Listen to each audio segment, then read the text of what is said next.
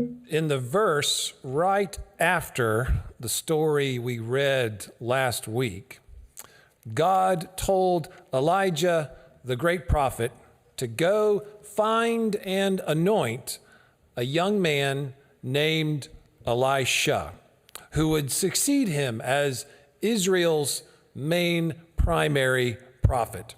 So at the end of 1 Kings chapter 19, Elijah finds him working out in the field, and Elisha is very excited about the opportunity to be called and minister alongside this great prophet.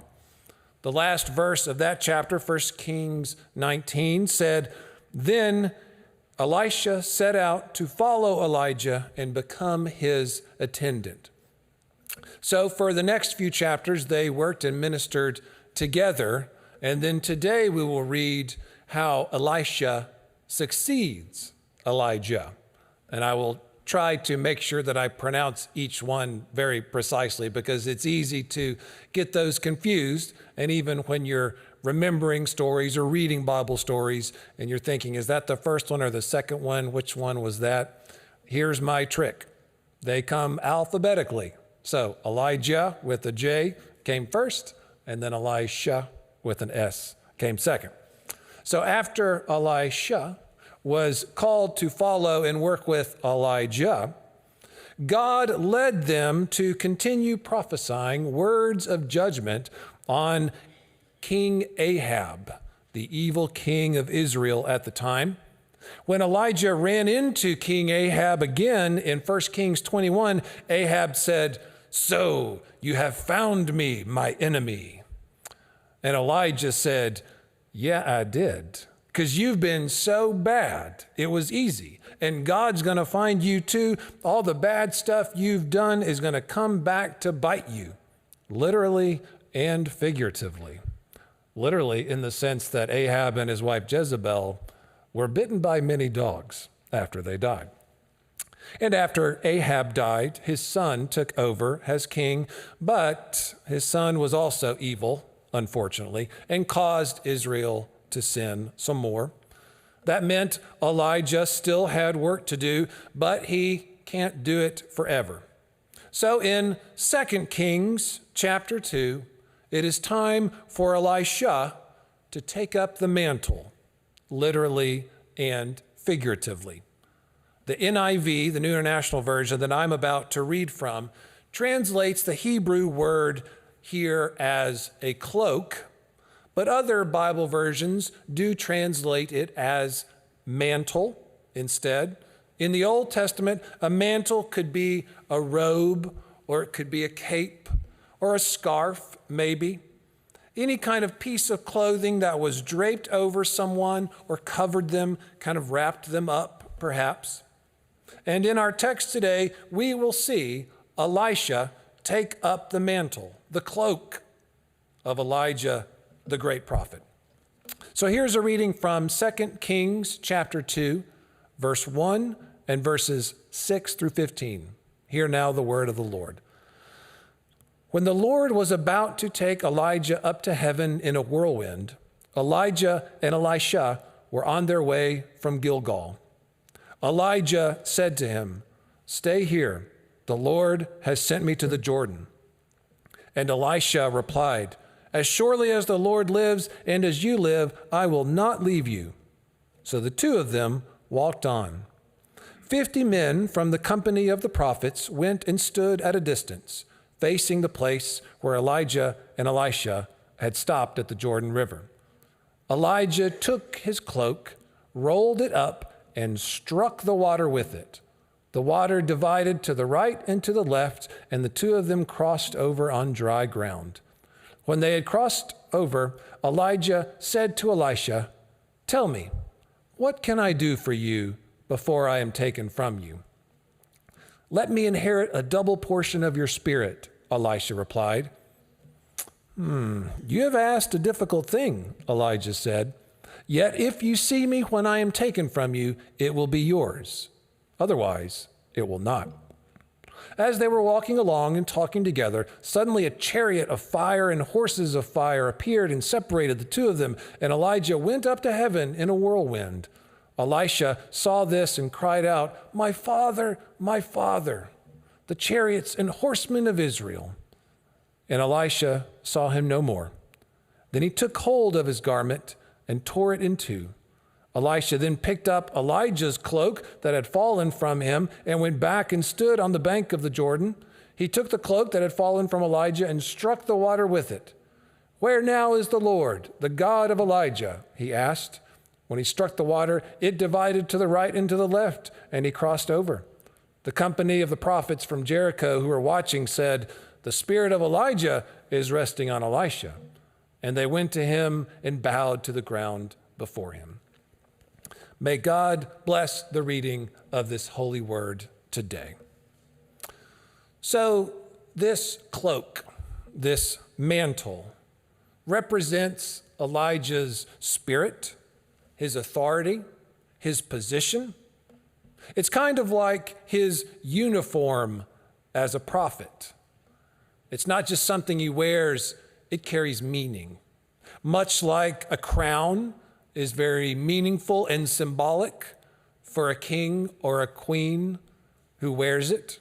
Like in the hymn we sang earlier, "Bring forth the royal diadem and crown him Lord of all."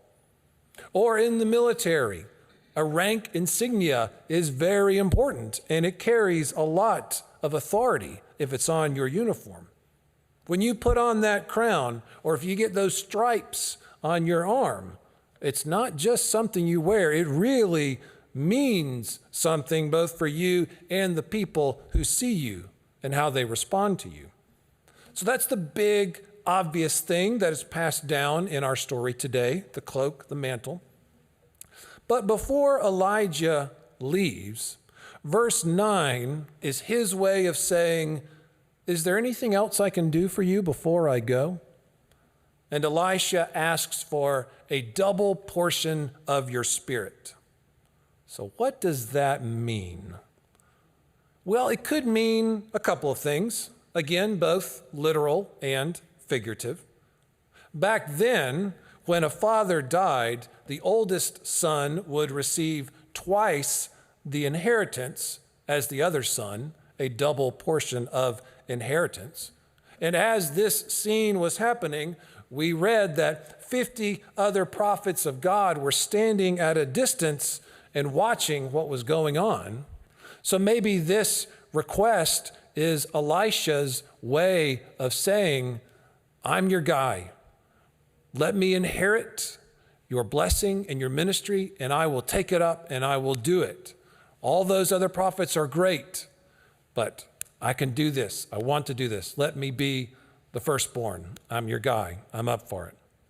So that's one way to understand this double portion, maybe as an inheritance. You could also think of it this way. Elisha respected Elijah more than any other person on earth. And now he will have to step into those big shoes. So how in the world is he going to do that? He thinks he's only half the man Elijah is. So maybe that's a part of it. Maybe he felt like he needed a double portion of Elijah's spirit just to measure up, just to continue the big work that Elijah was doing. He needed a double portion just to fill his shoes. Elijah and Elisha have a very father-son kind of relationship. Elijah is his mentor, his example in life. When he was taken up into heaven, Elisha shouted, "My father, my father." So we know that Elisha truly looks up to him and is truly devoted to him. He would not leave Elijah's side during those last days. And I think we've all done that for fathers and mothers and mentors. We revere them so much.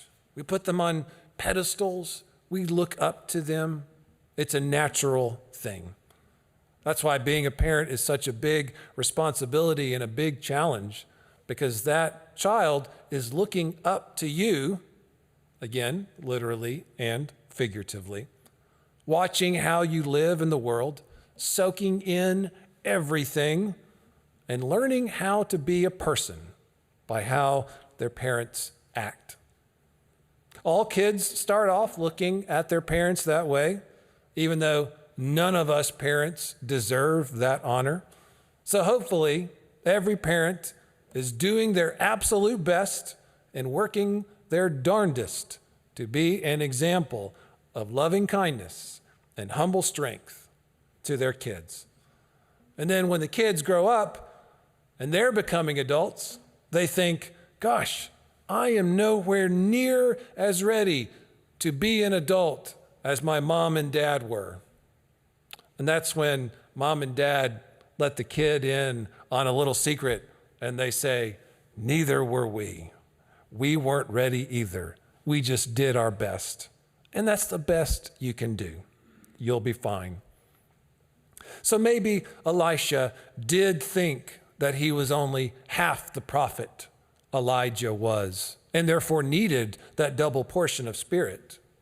But when you keep reading in the book of 2 Kings, you read about incredible things that Elisha goes on to do, and you see that he becomes an amazing prophet in his own right, who doesn't back down from anything. So Elijah would definitely be proud of him because he is definitely worthy to carry the mantle of his mentor.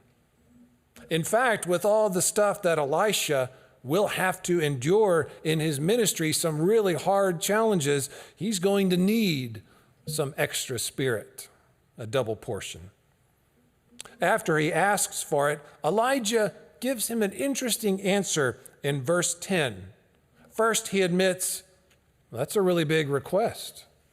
And then he says, okay, if you see me when I am taken from you, you'll have it. You'll have that double portion.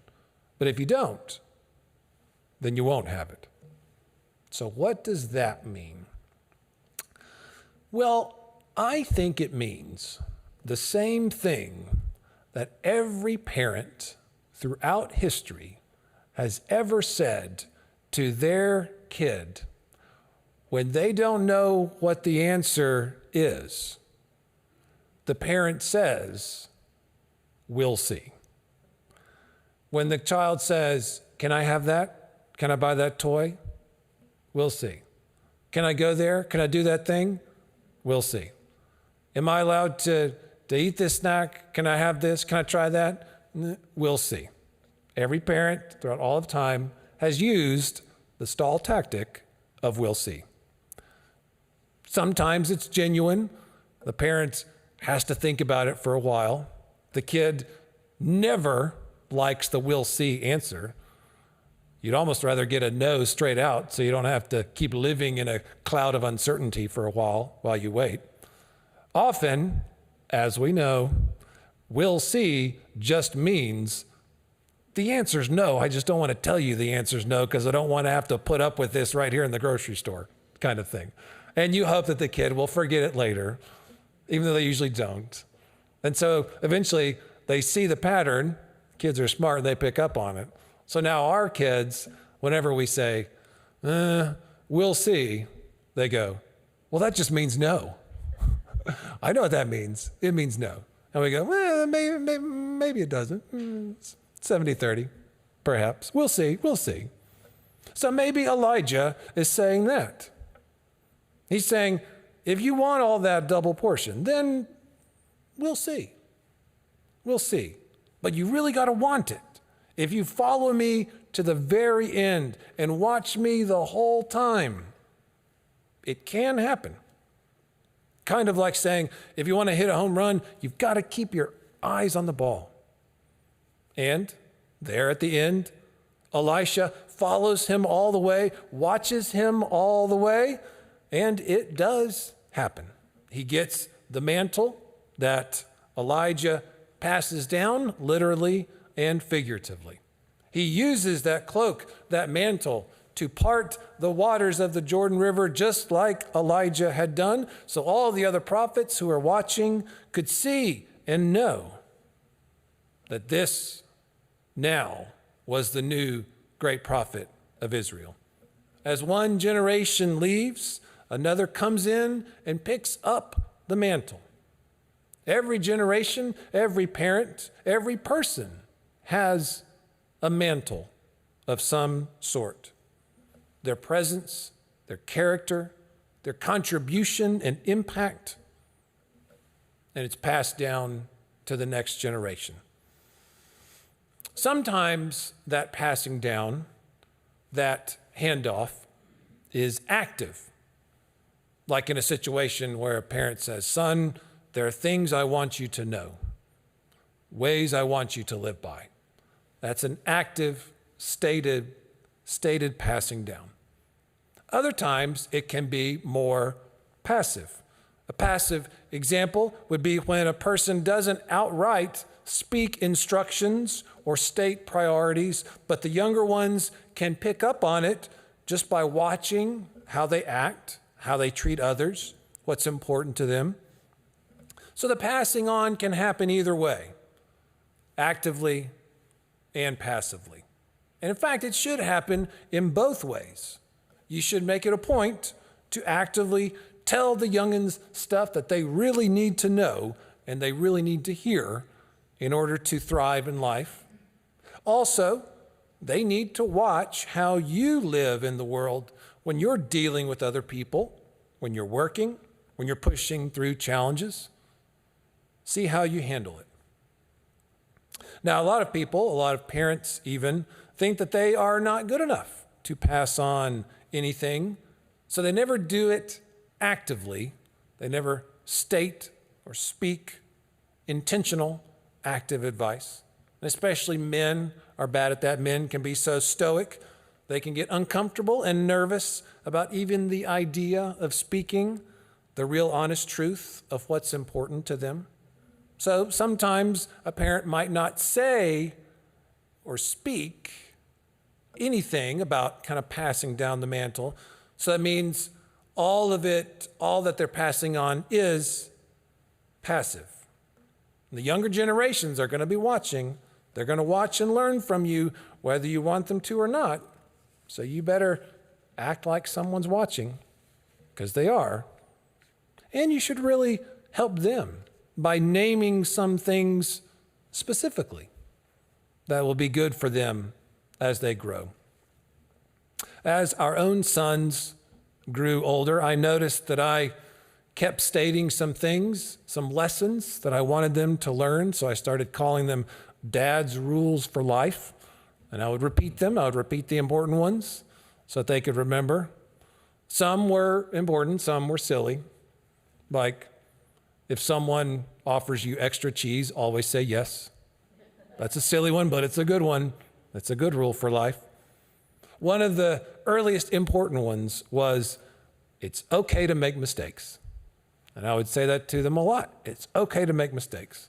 And I told them that because so many people will beat themselves up or live in shame because they have made mistakes. But we've all made mistakes. So it's okay when you make a mistake. Another related rule was, if something gets broken, tell somebody, then try to help fix it. That one I wanted to share because I knew, I could see how tempting it was when something breaks to try and hide the evidence so that no one might notice it was broken. But doing that won't help anything improve. So, something breaks, something's broken, tell somebody and try and help fix it. Another rule is, there's nothing you can't figure out.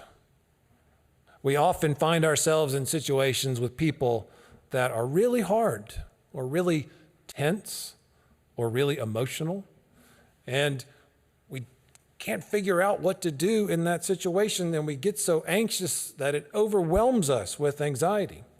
But there's nothing you can't figure out how to manage, especially with the help of friends and family and God's Holy Spirit. giving you peace. If you talk it out, if you pray it out, you can figure it out. And I guess in all of my dad rules, I just want my sons to feel capable as they go into the future, so that when they are adults and they're faced with uncomfortable situations, or they've made mistakes, or something is broken in the world, then they won't feel overwhelmed, but they'll think, okay, I can do this. It'll be hard, but I can get through it. Passing on the mantle is inevitable. It's definitely going to happen one day, because one day we will not be here, but younger generations will. So we need to make sure we're passing it on right. First thing to do before you're even actively passing on the mantle is to give yourself regular checkups. And we do that every year for our bodies with our annual physical, but we need to do it for our spirit too, with regular spiritual assessments of how we're living, what our habits are, and how they affect our spiritual health and our peace. Then be intentional about your life, what you do. Work to develop compassion. Be humble on purpose. Grow your integrity and decency, so that when you pass on the mantle to other generations, if you've done that work, then however you pass on things, whether actively or passively, if you've done that right, healthy prep work, you won't have to worry about what they're seeing and hearing from you. That way, all you have to do is tell them, just watch me, learn, stick with it, keep your eyes on the ball, and you'll be all right. And maybe that is the best lesson to pass on, to say to those who are coming up, to younger generations, to tell them every day, try to be a good human, and with God's help, you will make it through. Let's pray. Oh God, we open our lives to you and pray that you would guide us and inspire us to lead lives aware that we are an example now and are leaving an example for those who come after us. Help us to do the important work in our own souls, on our own selves, so that we are walking in the footsteps of Jesus. And we can rest assured and feel at ease, knowing that if we are living that way, then we will be leaving a good example. In all that we do, in all that we speak, and all that we demonstrate, may it be in the best example, which was your Son, our Christ. May his example guide us every day so that we might leave a strong and humble and healthy example to generations to come. Amen.